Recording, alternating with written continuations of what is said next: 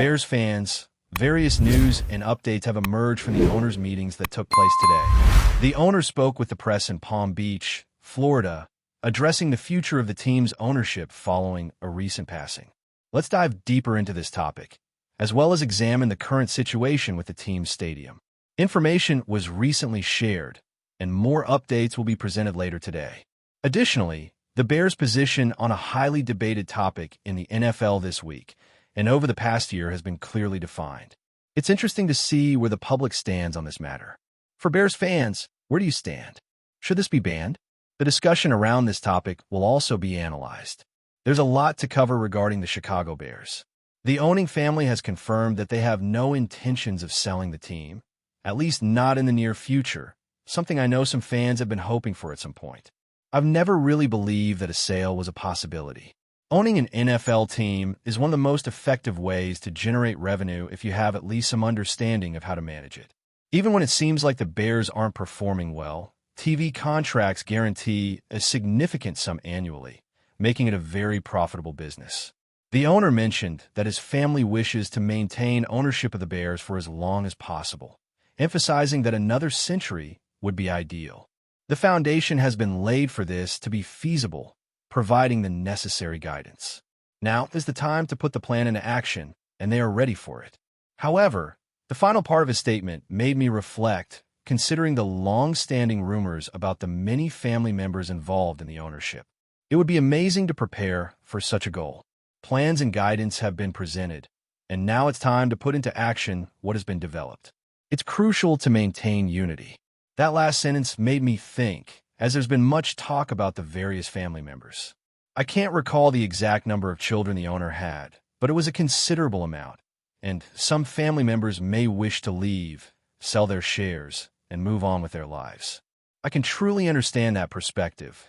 If I were married to someone in the family without being deeply involved in the business, I'd probably want my share too. However, for the near future, I believe they will remain the primary owners. Could this change? If I were in their position, I would focus on the stadium project as it represents a legacy they could leave behind, especially if it ends up becoming a top-tier venue. At least, I want to be present so that the stadium could host a major event in the Chicago area, whether in Arlington Heights or the city itself. They could reap the financial benefits of having their own stadium. The new stadium may be completed by the first week of 2029, and they might remain in charge until 2040, as a new stadium typically hosts a major event 5 or 6 years after its completion, making it viable for 2030. They could enjoy the financial advantages of owning the stadium for a considerable time before thinking about selling, but I don't believe the family is considering that in the near future. So, if you're expecting a change, don't get too excited. Selling now would be illogical, as the value will increase significantly with the new stadium, and they would have to deal with some expenses related to its financing. Until that happens, and they begin to benefit financially from hosting events at the new location, I don't see how they could step away. Let's talk about the stadium. We mentioned this a bit yesterday when some information was shared, and now we're looking at 2 potential locations. Arlington Heights has a large plot of land, and there's a new mayor coming in addition to downtown. Recently, there was participation in a program that discussed the current situation regarding stadium development, focusing on 2 main locations, Arlington Heights, which has more than 300 acres of land, and downtown. The new mayor has already started taking action, and some waterfront areas are being considered for the construction. The debate about interest in other areas is no longer relevant. The matter is now reduced to Arlington Heights and downtown Chicago. The trend seems to favor Arlington Heights, especially the Arlington Park area. Looking at the comments, it's clear that significant progress has been made in terms of tax incentives in Arlington and the appeal of the property. It's important to remember that about a year ago, a major event took place in Chicago with local authorities, where plans for a downtown project were presented. At the moment, the narrative has shifted.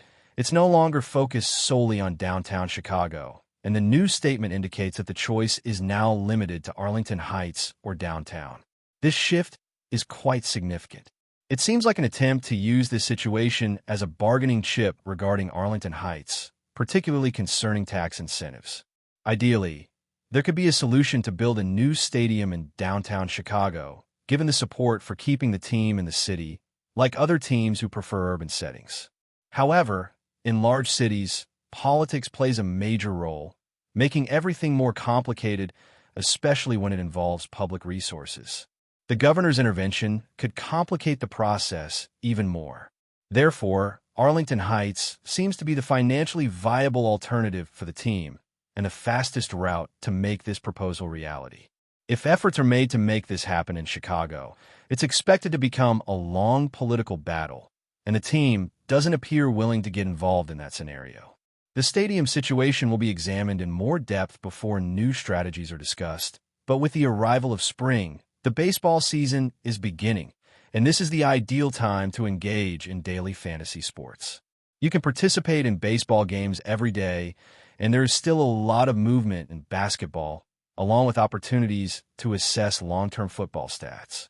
The game is simple. Choose 2 or more players from different teams and decide if you think they will exceed or fall below the projected stats provided. There's an attractive offer for new participants who can receive additional credit after making an initial deposit. With this, it's possible to make bets with certain projections in mind. For example, a player has a lower yardage projection than last year, and considering their previous season's offensive performance, betting on the higher number seems like a good choice. Another player stands out as one of the top rushers in the league, and the projections for them are promising as well. This approach could turn an initial bet into a significant amount, and the chances of winning considerable amounts in certain lineups are very real. It's an opportunity worth paying attention to. Returning to the stadium discussion, there are signs that the team is exploring all possibilities for using private capital, as other teams in the league have done by selling minority stakes to private investment firms. It was highlighted that the team will continue exploring alternatives for private investments, as other organizations have done by negotiating minority stakes with private investors.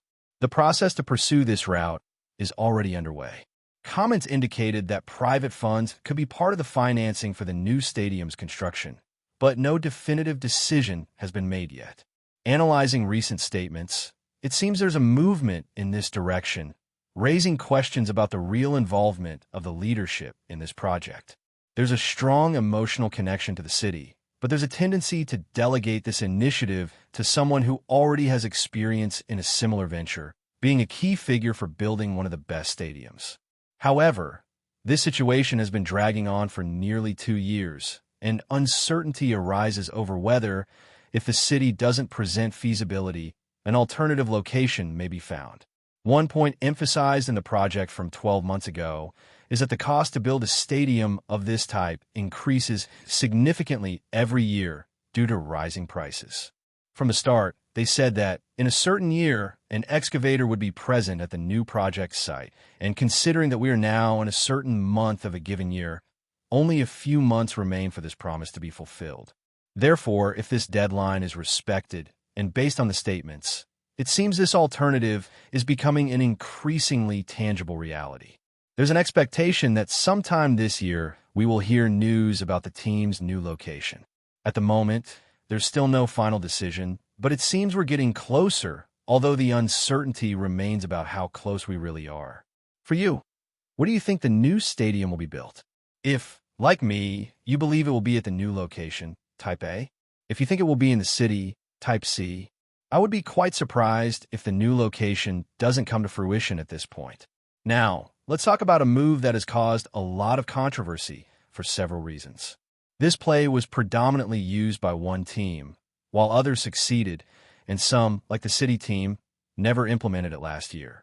This topic has sparked controversial debates for various reasons. It's a play that was widely used by one team, while others found success, and some, like the mentioned team, never used it at all during the past season. Support for banning this play has been confirmed. Reports indicate that several teams were in favor of its prohibition. Of course, a specific number of teams is needed for a rule or play to be changed, so this conversation has been put on hold for now, but half of the league is involved in this discussion, and the mentioned team is part of it. It was mentioned that, even with the claim of insufficient injury data for them, the play seems inherently risky. When using we, Does this refer to the coaching staff influencing their point of view? Is there a position that the play is undesirable? They stopped using it with a specific player because he wasn't physically imposing, unlike another who has a standout physical performance.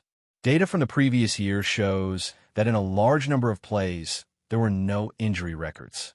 It's impossible to say that it's completely safe just because there were no injuries, but it's important to consider that if a large number of athletes are throwing themselves at each other, at some point, a significant injury could occur. It's not suggested that this play should be banned because of this reason, as injuries can happen at any time in a sport like football. It was mentioned earlier that there's a certain indifference towards the rule, and probably the decision will be to maintain the play, as it seems somewhat unfair to punish a team that excelled in this aspect. There are valid arguments on both sides, and just because the previous year was injury-free doesn't mean it didn't indirectly contribute to an injury or that there won't be risks of injuries in the future. Doctors and teams have warned about potential issues, such as spinal compression, since defensive line players can get injured when taken down. It's hard not to consider that at any moment, someone could get hurt. An injury from a previous year doesn't mean, on the one hand, that it didn't indirectly contribute to another injury, nor does it mean there won't be future occurrences. Teams and health professionals have pointed out potential issues with spinal compression, especially because these defensive line athletes often find themselves in complicated situations. At some point, one of the player's legs is likely to get stuck and entangled. We're talking about significant body mass and players throwing themselves onto each other. Also, consider the times when teams try to dive onto the center during the play count. This could result in future complications. Therefore, it's important to be fair and recognize that, although banning this play might seem drastic, claiming it's completely safe just because there were no injuries last year would be misleading. Personally, I wouldn't support banning this move, but I understand why a team that doesn't use this tactic might vote for its ban, as it could be difficult to defend against. On the other hand, a team that employs this strategy would certainly oppose its ban. This is my perspective. I've noticed differing opinions, especially among certain fan groups, regarding the leniency of these decisions, but I maintain my impartiality. I prefer to form strong convictions, but won't create an opinion when I'm unsure about a topic. This situation presents valid arguments from both sides, which likely explains the current tie in the voting. So, let me ask the question again. After sharing my perspective, should this play be banned? Type Y for yes or N for no. As I've mentioned, my tendency would be no, but if they decided to ban it at some point, I wouldn't be overly bothered. Some may say that football is declining and that they won't follow it anymore, but the data shows that the audience continues to grow year after year. Before we continue, don't forget to subscribe to our channel and give this video a like. Your support helps us keep bringing you the latest updates on our Chicago Bears. And don't be shy, drop your thoughts on the news in the comments below. In a move that has sent shockwaves through the NFL, Joe Thuney has openly expressed his eagerness to part ways with the Chicago Bears.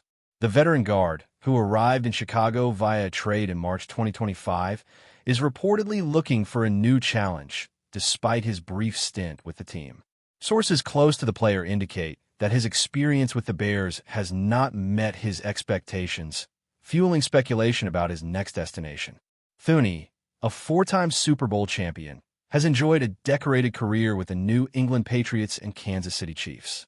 His time with the Chiefs was particularly illustrious, earning him an All-Pro selection and another championship ring. However, after his 2024 Super Bowl loss with Kansas City, his transition to the Bears was seen as a fresh start. Yet, only months into his tenure, the lineman appears to be disenchanted with the situation in Chicago. The Bears, who have been struggling to regain their dominance in the league, were hoping that Thuney's presence would solidify their offensive line. While he has undoubtedly brought experience and leadership, reports suggest that internal frustrations and the team's inconsistent performance may be contributing to his dissatisfaction. With a competitive mindset shaped by years of success, Thuney is said to be eager to join a franchise with a clear path to contention.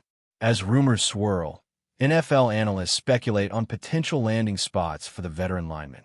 Contenders in need of an elite guard, such as the Buffalo Bills or the Philadelphia Eagles, could emerge as suitors should the Bears entertain trade offers. Thuney's championship pedigree makes him a valuable asset, and if his desire to leave is genuine, Chicago may be forced to make a difficult decision sooner rather than later. For now, Thuney remains a Bear, but the situation is far from settled. His enthusiasm to move on raises pressing questions about Chicago's ability to retain top talent and build a team capable of sustained success. As the offseason unfolds, all eyes will be on Thuney's next move. Will he find a new home, or will the Bears find a way to change his mind? That's it for this update. If you enjoyed the video and want to stay updated with exclusive news about our Chicago Bears, be sure to subscribe to our channel and hit that like button. We can't wait to hear your thoughts in the comments. See you in the next video.